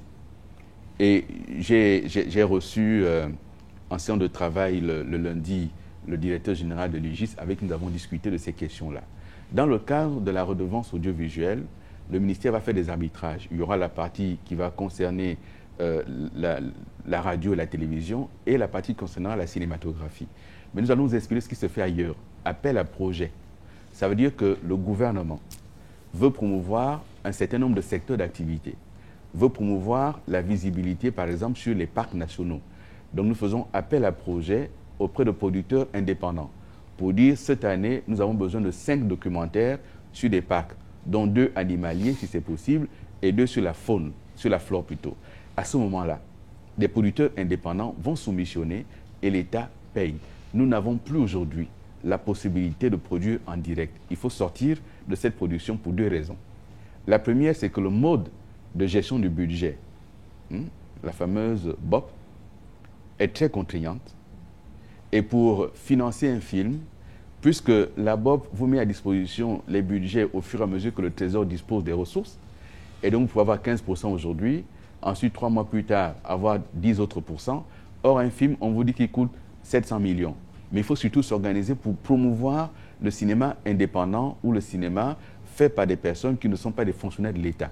Mais je dis encore une fois, c'est l'État qui doit impulser et nous avons là-dessus élaboré une stratégie pour impulser la cinématographie en attendant les salles. Parce qu'encore une fois, le cinéma, il s'exprime dans les salles. Donc, les salles dont nous parlons, ce sera à la fois pour le cinéma et pour le spectacle. Et nous allons remettre la production au cœur de nos engagements grâce à la redevance audiovisuelle. C'est la redevance audiovisuelle qui devra permettre de retrouver les fonds pour redynamiser ce secteur cinématographique. Vous savez comment ça devrait pouvoir fonctionner? L'intérêt d'avoir une ressource pérenne, c'est quoi? À partir du moment où l'État assure que vous avez 100 millions, c'est un exemple que je prends, vous avez 100 millions garantis par une redevance. Vous n'attendez pas que les 100 millions soient récoltés. Vous allez donc voir une banque, parce que c'est les banques privées qui financent également le cinéma. C'est une structure, c'est une industrie, c'est un produit. C'est un produit qu'on va financer parce qu'il va générer des recettes. Il faut que derrière ça, M. Monzo, nous changions de perception. Il faut que lorsqu'on fait un film, on ait à la clé la question de la rentabilité du film. Et donc, une fois que moi, État gabonais, pour le moment je suis là, ne prenez pas le moi en tant que personnel, une fois que l'État gabonais a fixé la redevance et a indiqué que pour l'IGIS, ça va être tel montant, il revient maintenant à l'IGIS, et on en a parlé le lundi, de faire en sorte d'aller voir les banques qui peuvent préfinancer. C'est ce que nous avons fait au niveau du gouvernement pour aider à organiser un tant soit peu Gabon Télévision et lancer Gabon 24. Nous sommes allés auprès d'une banque privée. Et donc les banques privées sont là pour cela. Nous ne pouvons pas continuer à tout financer sur le budget de l'État, mais le budget de l'État va arriver en garantie pour permettre de financer le film qui a besoin de ressources disponibles immédiatement. Une dernière préoccupation avant de passer à... Oui, bien sûr. Il y a des jeunes réalisateurs qui s'en sortent pas mal, sinon très bien, hein, mais malheureusement, ce sont des personnes qui se sont exilées, bien qui vivent à l'étranger ou qui développent leurs idées à l'international. Que vont-ils devenir, toutes ces révélations-là? Que vont-elles devenir ici, localement? D'abord, il ne vous a pas échappé que le ministère accompagne le festival qui est initié par Nadine Otsobogo à Franceville sur... la cinématographie, les documentaires liés à l'environnement. Le ministère accompagne et nous sommes en contact permanent avec Nadine Otsobogo. Dans le cadre de la mise en place d'une chaîne Nature et Culture, nous verrons comment faire revenir ces talents, qui sont de vrais talents. Samantha Bifo, Nadine Otsobogo et d'autres. Nous les ferons revenir dans ce contexte-là. Mais, dans le même temps, tant que l'écosystème n'est pas bien organisé dans le pays, je comprends que les Gabonais aillent à l'étranger, là où pour le moment il y a tout cet écosystème, et il est important d'avoir une diaspora productive à l'étranger, à l'inverse des autres diasporas. Donc ces dames vont former prochainement? J'espère les révélations du Kifilma. J'espère qu'elles vont former. Nous sommes arrivés au terme de cette première partie de notre émission. Pour le second plateau, il s'agit donc du débat. Je vais vous inviter à l'inclète de Billy Bizet de me rejoindre sur le nouveau décor avec Charles Boukinda. Deuxième partie de notre émission, le Nzimba, c'est également le débat. Je vais l'annoncer en début de cette émission. Il va y avoir un échange direct entre notre invité et un contradicteur qui exerce dans le secteur de l'économie numérique. Et cet invité que nous recevons en cette deuxième partie, il s'agit de M. Charles Boukinda. Bonsoir. Bonsoir, madame. Je vais revenir brièvement sur votre parcours. Vous êtes diplômé de l'école polytechnique de Massoukou, de l'Institut national des sciences de gestion de Libreville. Vous avez également un MBA de HEC Paris et vous êtes cofondateur de l'entreprise Digitech Africa. Et c'est dans ce cadre-là que nous vous recevons, car il s'agit de l'entreprise qui aura permis à des milliers d'étudiants de s'inscrire en ligne à l'université Omar Bongo. Billing, c'est une PME gabonaise, c'est l'aventure de 3 Gabonais. Félicien qui travaille chez Gemalto, une entreprise donc, internationale aux États-Unis.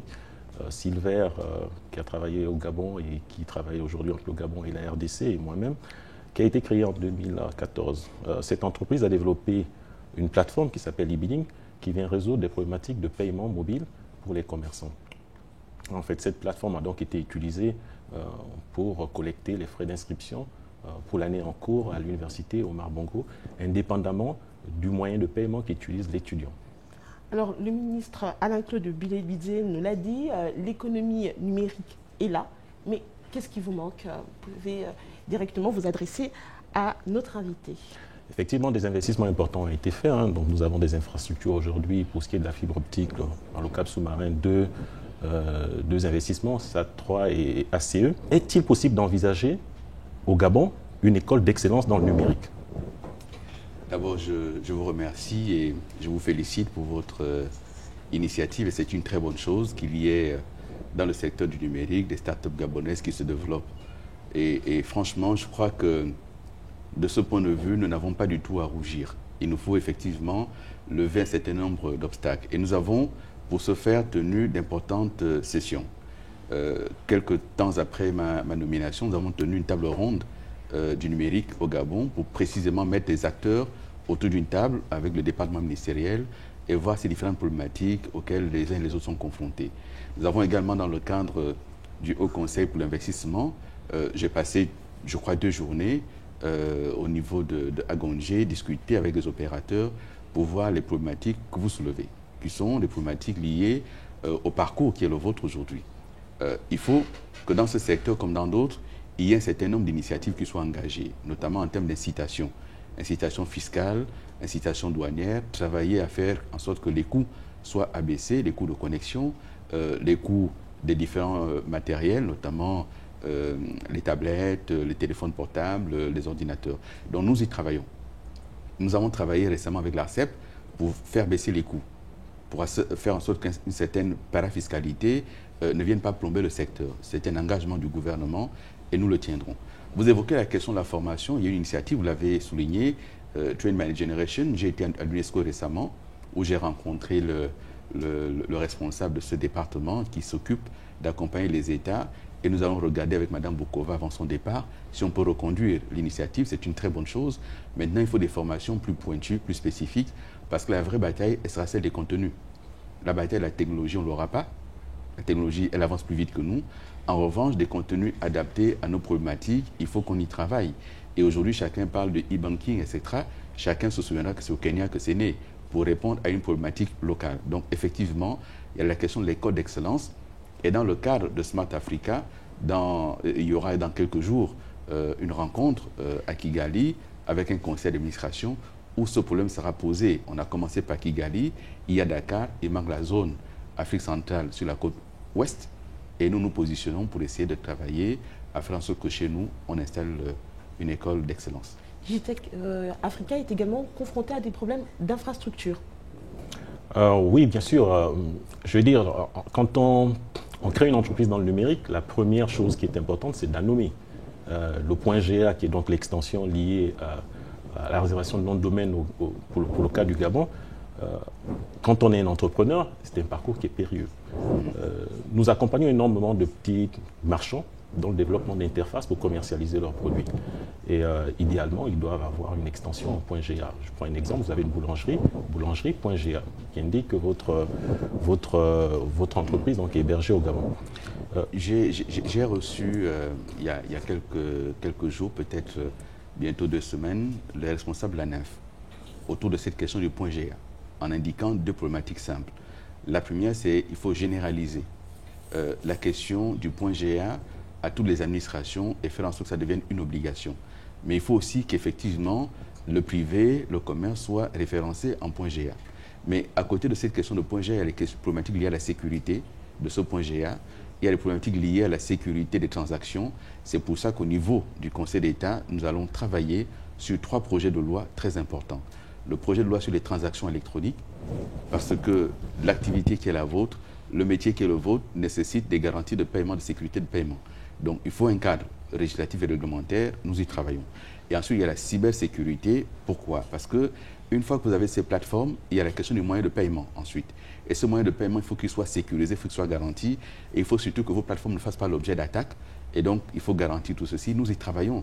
Nous tenons en compte vos problématiques, mais ce qui va être essentiel, c'est de poser la plateforme de discussion entre le public et le privé pour résoudre ces problématiques-là. Et cette plateforme, nous l'avons mise en place. Dans un premier temps, c'est 1 fois par mois que nous nous rencontrons. La prochaine rencontre, ce sera à la fin du mois de mai. Mais à partir de la fin du mois de mai, nous partirons sur 1 fois par trimestre. Il serait intéressant qu'avec les services de mon département, vous soyez en contact pour qu'on pose ces problématiques et qu'on regarde la réglementation. Qu'est-ce qui a changé, qu'est-ce qui a amélioré pour encourager des champions nationaux. Nous sommes là pour les porter. Nous ne sommes pas du tout là pour poser un obstacle, bien au contraire. Et c'est essentiel d'avoir en face de nous aujourd'hui un Gabonais qui aurait pu faire autre chose avec des études qui ont été les vôtres, avec votre carrière professionnelle. Vous avez choisi de vous intéresser à ce département, ce secteur important de notre économie. Nous avons donc le devoir de vous accompagner et nous le ferons. Vous avez évoqué un point qui est extrêmement important, c'est celui du moyen de paiement. Aujourd'hui, ce moyen de paiement est, pour ce qui est du paiement mobile, offert sur le marché gabonais par 5 opérateurs, dont 2 banques. Pour un opérateur économique gabonais, l'accès à cette plateforme aujourd'hui est complexe. Complexe d'un point de vue de la confiance de ces mastodontes donc, qui offrent ces solutions de paiement et accès aussi en termes de réglementation. Comment est-ce qu'on oblige, bien sûr en respectant un certain nombre de règles, ces opérateurs économiques à accepter les entreprises gabonaises de petite taille, à s'interconnecter avec leurs infrastructures. Mais tout à fait. Là, encore une fois, mais sans anticiper sur le débat qui est le nôtre, j'ai reçu lundi l'opérateur public. Il est vrai qu'il a un certain nombre de difficultés, mais ce que nous voulons faire, c'est segmenter le marché. Faire en sorte que les petites entreprises accèdent à ces moyens de paiement, mais par des canaux sécurisés, par des plateformes sécurisées, par des banques également, qui vont devoir ouvrir un certain nombre de guichets pour les petits commerçants. Parce qu'aujourd'hui, effectivement, les banques ont des canaux de fonctionnement qui, malheureusement, ne prennent pas en compte ce segment-là. Mais nous sommes contraints d'y travailler. Mais encore une fois, vous voyez, si nous restons chacun de son côté, on ne trouvera pas de solution. Il faut donc qu'on se parle. C'est vous qui êtes sur le terrain, c'est vous qui rencontrez des difficultés. Il faut nous les remonter pour que nous qui faisons la réglementation, on prenne en compte les réalités de terrain pour les adapter à la réglementation. Le numérique est un secteur d'avenir et vous le savez comme moi. Le numérique est potentiellement générateur d'emplois. Le numérique est une question de talent et la question des contenus va être la question essentielle. Donc, il faut que des jeunes Gabonais se sentent en confiance. Il faut qu'ils se sentent accompagnés. D'où le projet des incubateurs qu'on va mettre en place avec la Banque mondiale, mais avec d'autres, pour aider à faire en sorte qu'il y ait un encadrement pour que les uns et les autres s'intéressent à ce secteur qui est un secteur fondamental et un secteur d'avenir. Encore une fois, félicitations de vous y être lancé, mais j'espère que l'aventure va durer. Parce que là aussi, souvent on se lance et dès qu'il y a des difficultés, on abandonne. Il faut pouvoir insister. Vous parlez d'incubateur national. Aujourd'hui, il existe déjà un écosystème. Nous avons des ONG, des associations, pour en citer quelques-unes, Lab, Glab, CW, ACT, l'APJA, mais il y a également des structures un peu plus organisées comme GIA Gabon qui accompagne les entrepreneurs. Comment est-ce qu'on s'assure que ce nouvel outil qui va être donc l'incubateur national vienne s'agréger avec cet écosystème qui existe déjà, avec un travail qui est déjà réalisé sur le terrain? Mais cet écosystème va être en relation et va être fournisseur de cet incubateur. Parce qu'aujourd'hui, parce que nous ne l'avons pas fait, chacun s'est organisé. Il ne s'agit pas de mettre un terme à ce qui s'est déjà organisé. Il s'agit là aussi de mieux structurer, de mieux accompagner, mais avec un référent qui va être l'incubateur national. Mais encore une fois, la présence de l'incubateur national ne signifie pas la fin des autres, bien au contraire. Mais vous voyez, sur cette question de l'accompagnement, moi je me suis rendu à Djie rencontrer des jeunes opérateurs, des jeunes start-upers comme ils s'appellent eux-mêmes, parce qu'ils adorent là-dedans un langage un peu particulier à eux. Et j'ai vu ce qu'ils font. Et j'ai vu que beaucoup se sont battus pour avoir les premiers financements. Et qu'il leur manque parfois, ici, 10 millions, là 15 millions, là 25 millions, pour lancer une véritable entreprise qui peut générer de l'emploi. Eh ben, ce sur quoi nous travaillons, c'est au niveau du département ministériel qui est le nôtre aujourd'hui, contribuer à mettre en place un fonds de développement pour ce qui concerne ce secteur d'activité. Mais un fonds auquel on accède parce qu'on a déjà soi-même manifesté un réel intérêt, et pas uniquement en créant, mais aussi en apportant soi-même une part du financement. Donc ça, nous y travaillons. Mais les incubateurs qui existent déjà sont véritablement à encourager. Et je me suis personnellement rendu au siège de Djie pour voir ce qui s'y fait. Merci pour ces éclaircissements. Monsieur Boukinda, une dernière question. Oui, on a parlé, j'ai vu dans la première partie de l'émission, parler du statut particulier de journaliste, statut particulier des artistes. Est-ce qu'il serait envisageable un statut particulier de l'entrepreneur dans le domaine du numérique ? Avec bien sûr des implications fiscales, d'accès aux centres de données, des choses comme ça. Absolument. Je vous ai indiqué que cela faisait partie des recommandations au niveau du Haut Conseil pour l'investissement. Mettre en place un statut pour celui qui démarre, ensuite celui qui est moyen, avant qu'il ne vole de ses propres ailes. Mais il faut véritablement accompagner. Vous voyez, vous mettez en place une entité dans un environnement qui rentre en confrontation avec les gros opérateurs internationaux. Et vous essayez de survivre dans cet environnement très, très, très difficile. S'il n'y a pas un accompagnement de l'État, c'est très compliqué. Et donc, nous voulons mettre en place des mécanismes pour avoir de vrais champions nationaux, mais qui vont attaquer également le marché sous-régional qui est aujourd'hui vide. Et c'est un marché qu'il faut véritablement attaquer grâce à l'infrastructure qui a été mise en place au Gabon. Mais là, maintenant, il faut passer à l'étape des services et des contenus grâce à ceux qui se développent comme vous, à ceux qui y croient, mais il faut qu'on vous accompagne. Et ça, nous sommes disposés à le faire, dans un vrai partenariat. Est-ce que ça veut dire que c'est la fin du monopole de Gabon Télécom? Mais Gabon Télécom ne va pas dans ce secteur-là. Là aussi, il faut comprendre la segmentation. Gabon Télécom, aujourd'hui, nous l'avons accompagné, encouragé à fournir la fibre optique par voie aérienne pour amoindrir les coûts. Mais pas parce que Gabon Télécom, si nous l'accompagnons, c'est parce qu'on veut amoindrir le coût de l'utilisateur final. Voilà. Et aujourd'hui, on a réussi à baisser quand même les coûts de connexion, mais on peut baisser davantage parce qu'il va y avoir la concurrence dans le secteur. Mais Gabon Télécom se garderait bien d'aller dans le secteur à eux parce qu'il faut laisser la place à tout le monde. Merci Charles Boukinda. Vous restez avec nous. Alain-Claude Bilibidé, d'autres concitoyens ont des questions et vous savez que notre émission est également suivie sur les réseaux sociaux. Je vais tout de suite vous poser la question de Johan, le Saoudien, qui vous demande ce qu'il en est du CICIBA, monsieur le ministre d'État. Le CICIBA a été relancé, mais il est vrai que le CICIBA connu des Gabonais, c'est un peu ce chantier abandonné du côté de la zone nord de Libreville. Mais le chef de l'État a tenu à relancer le CICIBA dans de nouveaux locaux, non loin du pont de Guégué. Nous avons lancé le CICIBA au mois de janvier. Et là, précisément, le CICIBA est partenaire avec nous pour les journées des afro-descendants. Pierre Kenney, une deuxième question. On vous pose la question, que devient le dossier de la main-d'œuvre non permanente? La main-d'œuvre non permanente dans les médias. À Gabon Télévision, voilà. À Radio Gabon ou ailleurs, je ne sais pas. Mais une décision a été prise au niveau du gouvernement, c'est de faire en sorte qu'on parvienne petit à petit à intégrer pour ceux qui sont en position de l'être. Et nous avons, dans le cadre de Gabon Télévision, Radio Gabon et l'AGP, réussi, avec le concours du ministère du Budget et de la fonction publique, à intégrer quelques dizaines de compatriotes, à peu près 150 compatriotes. Je pense que c'est une très bonne chose. Enfin, Sylvain Bouanga a écrit « Quel est votre plan en ce qui concerne la situation des ex-agents de Gabon Télécom du plan social de 2008 mis à la disposition de votre département ministériel ?» J'ai rencontré ces personnels à travers leurs syndicats. Plusieurs problématiques se posent. Il y a ceux qui sont aujourd'hui devenus fonctionnaires. Ils l'étaient déjà. Ils ont été intégrés à mon département ministériel. Ceux d'entre eux qui sont des techniciens des télécoms, nous sommes en train de travailler avec le ministre du Budget pour voir comment on les redéploie dans le cadre de la meilleure gestion des communications, surtout la maîtrise des coûts de communication au niveau de l'administration. Donc ça, c'est un premier problème.